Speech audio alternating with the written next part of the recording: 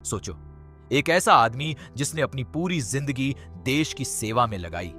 Special forces का एक captain जिसे टोरो यानी बैल कहते थे। क्यों? क्योंकि वो जब किसी मिशन पर जाता था तो रुकता नहीं था, टूटता नहीं था, झुकता नहीं था। उसने हर मिशन पर अपना खून दिया, अपने साथियों के लिए जिया। लेकिन जब घर लौटा, जो सबसे प्यारा था वो छिन चुका था, और जो लोग उसे खत्म करना चाहते थे वो उसी सिस्टम के अंदर थे जिसके लिए उसने लड़ा। यह है 2026 की मैक्सिकन एक्शन थ्रिलर रिवेंज, जिसे स्पेनिश में वेंगांजा कहते हैं। अमेजन MGM स्टूडियोज की वो फिल्म जो मेक्सिको के सिनेमा को एक नया लेवल देती है। जॉन विक जैसी एक्शन, दिल को छूने वाला दर्द और एक करप्ट सिस्टम के खिलाफ एक आदमी का युद्ध। तो शुरू करते हैं। मेक्सिको। कार्लोस एस्ट्राडा ओमार चापरो ने निभाया, निकनेम टोरो। वो मेक्सिको की स्पेशल फोर्सेस का एक डेकोरेटेड कैप्टन है। सालों की ट्रेनिंग, सैकड़ों मिशंस, अनगिनत खतरों का सामना। कार्लोस एक स्ट्रिक्ट, डिसिप्लिन्ड, इमोशनली रिजर्व्ड आदमी है। वो इमोशंस दिखाता नहीं, लेकिन अंदर एक पूरी दुनिया जीता है। उसकी वो दुनिया है उसकी पत्नी लोला।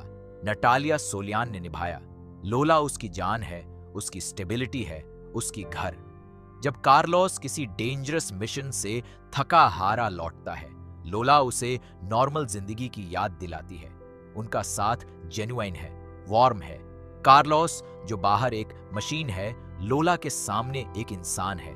कार्लोस का एक करीबी दोस्त और टीम मेंबर है मिगेल दियाज। अलेहांद्रो स्पाइत्सर ने निभाया, एक young, energetic, loyal soldier. Miguel Carlos को मानता है, उनसे सीखा है। कार्लोस की टीम में और भी ट्रस्टेड लोग हैं।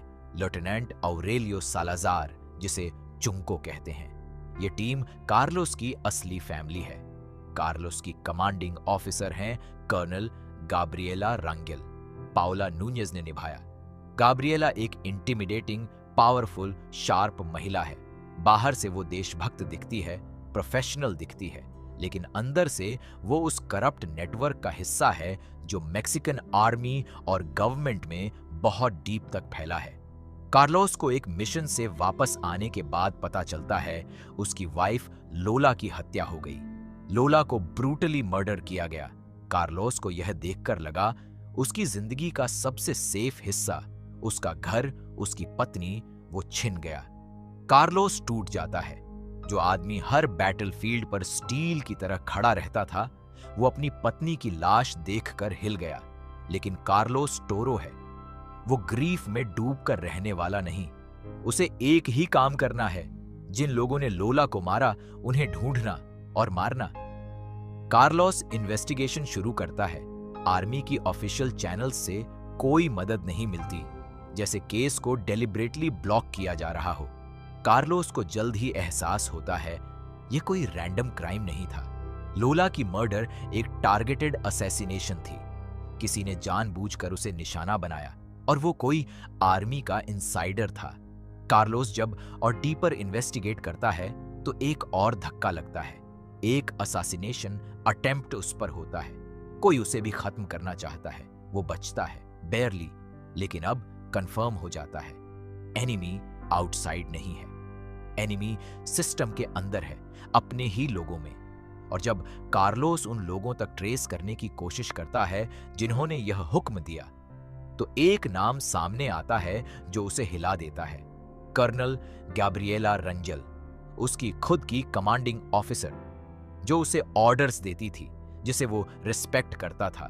गैब्रिएला उस करप्ट नेटवर्क की हेड है जो इल्लीगल ऑपरेशंस चलाती है, जो अपने रास्ते में आने वाले को खत्म करती है। लोला को इसीलिए मारा गया क्योंकि लोला को किसी तरह उस नेटवर्क के बारे में कुछ पता चल गया था, या फिर कार्लोस को डराने के लिए। कार्लोस के पास अब कोई ऑफिशियल रास्ता नहीं है। आर्मी उसके खिलाफ हो चुकी है। गाब्रिएला के ऑर्डर्स पर उसे फ्रेम किया जा सकता है, मारा जा सकता है। और तभी फेट का एक अजीब मोड़। कार्लोस को अनएक्सपेक्टेडली एक बड़ी इनहेरिटेंस मिलती है। वो मिलियनेयर बन जाता है। यह अनएक्सपेक्टेड वेल्थ एक टर्निंग पॉइंट है। कार्लोस ने डिसाइड किया वो सिस्टम से नहीं लड़ेगा, वो सिस्टम को बाईपास करेगा। वो अपना पैसा एक आर्सेनल में कन्वर्ट करता है। सबसे अच्छे वेपन्स, सबसे लेटेस्ट गियर, सबसे एडवांस्ड इक्विपमेंट, और वो उन लोगों को असेंबल करता है जिन पर उसे सबसे ज्यादा भरोसा है। मिगेल दियाज, उसका यंग लॉयल दोस्त, चुंको, उसका ट्रस्टेड लिeutenant, और कुछ और हैंडपिक्ड सोल्जर्स जो कार्लोस की इंटेग्रिटी को जानते हैं, जो लोला को जानते थे, जो उस करप्ट सिस्टम से नफरत करते हैं। यह एक प्राइवेट आर्मी है जो किसी गवर्नमेंट को नहीं, सिर्फ कार्लोस तोरो एस्ट्राडा को सर्व करती है। कार्लोस की टीम एक एक कदम आगे बढ़ती है। पहले वो उन लोअर लेवल ऑपरेटिव्स को टारगेट करती है जो डायरेक्टली लोला की मर्डर में इन्वॉल्व्ड थे, एक एक करके, तेज, सर्जिकल, ब्रूटल।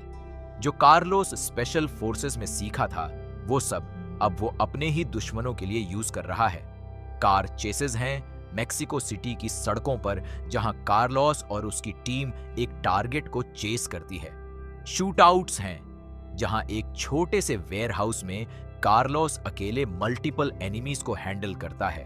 उसकी ट्रेनिंग, उसका डिसिप्लिन, उसकी कोल्ड प्रिसीजन, यही उसे अलाइव रखती है। हैंड टू हैंड कॉम्बैट है जहां कार्लोस दिखाता है कि फिजिकल ट्रेनिंग कितनी डेडली हो सकती है। हर फाइट में कार्लोस का एक ही एक्सप्रेशन है, रिजॉल्व। वो एंजॉय नहीं कर रहा, वो ग्रीव नहीं कर रहा, वो बस एग्जीक्यूट कर रहा है, एक मशीन की तरह जो चलता रहता है। लेकिन रात को जब सब शांत होता है, कार्लोस को लोला याद आती है, उनकी मेमोरीज, उनकी हंसी, उनके साथ बिताए वो मोमेंट्स जो अब कभी वापस नहीं आएंगे। यह ग्रीफ उसे ह्यूमन बनाए रखती है, एक रिमाइंडर कि वो बदले के लिए नहीं, लोला के लिए लड़ रहा है। कार्लोस की road Hector Luna, Gustavo Sanchez पारा ने निभाया, तक जाती है।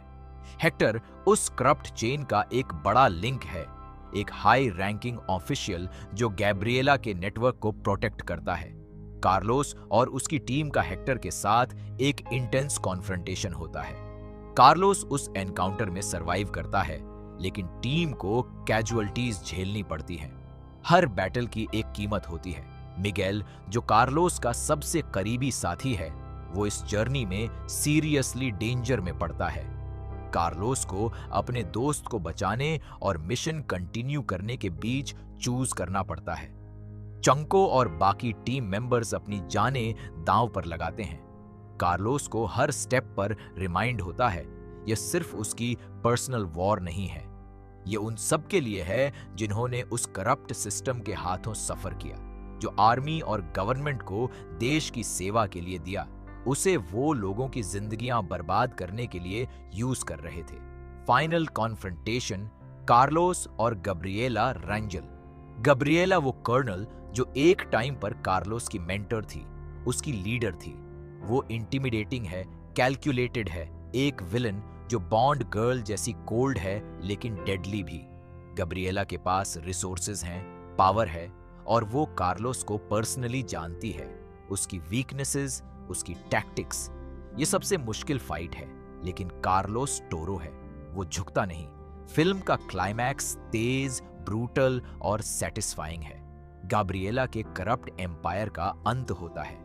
जो लोग लोला की मर्डर के जिम्मेदार थे, वो सब जवाब देते हैं। कार्लोस सरवाइव करता है, लोला का बदला हो जाता है, लेकिन जब सब खत्म होता है, कार्लोस अकेला है, लोला नहीं है। जो घर वो वापस लौटता था, वो अब बेमानी है। फिल्म एक सॉम्बर, रिफ्लेक्टिव एंडिंग पर खत्म होती है। कार्लोस ने जस्टिस पाया, लेकिन लोला वापस नहीं आई। वो बदला मिला, लेकिन वो एम्प्टीनेस जो लोला के जाने के बाद थी, वो भर नहीं सकी। रिवेंज यानी वेंगांजा एक ऐसी फिल्म है जो बताती है मैक्सिकन एक्शन सिनेमा अब हॉलीवुड के लेवल पर पहुंच रहा है। जॉन विक की टैक्टिकल प्रिसिजन, जैसन स्टैथम की फिजिकल इंटेंसिटी और अपनी कल्चरल आइडेंटिटी, मैक्सिकन आर्मी कैरेक्शन, सिस्टमैटिक इनजस्टिस को मिलाकर यह फिल्म बनती है। ओमर चापरो ने जो ट्रांसफॉर्मेशन दिखाई, कॉमेडी रोल से एक dark, physically demanding action hero तक, वो इस फिल्म की सबसे बड़ी स्ट्रेंथ है। कार्लोस टोरो एक ऐसा कैरेक्टर है जो इमोशनल डेप्थ और फिजिकल पावर दोनों रखता है। फिल्म का सबसे बड़ा संदेश यही है जब सिस्टम करप्ट हो जाए, जब जो लोग प्रोटेक्ट करने के लिए थे वही किल करने लगे, तब एक आदमी के पास क्या बचता है? उसकी ट्रेनिंग, उसके ट्रस्टेड साथी और वो लव जो उसे इंसान बनाए रखती है। कार्लोस ने वो सब खोया जो उसे फैमिली था, लेकिन उसने अपना सोल नहीं खोया और यही उसे टोरो बनाए रखा। अगर यह कहानी आपको अच्छी लगी हो तो वीडियो को लाइक करें, चैनल को सब्सक्राइब करें और बेल आइकन जरूर दबाएं ताकि अगली मूवी की कहानी भी आप तक सबसे पहले पहुंचे।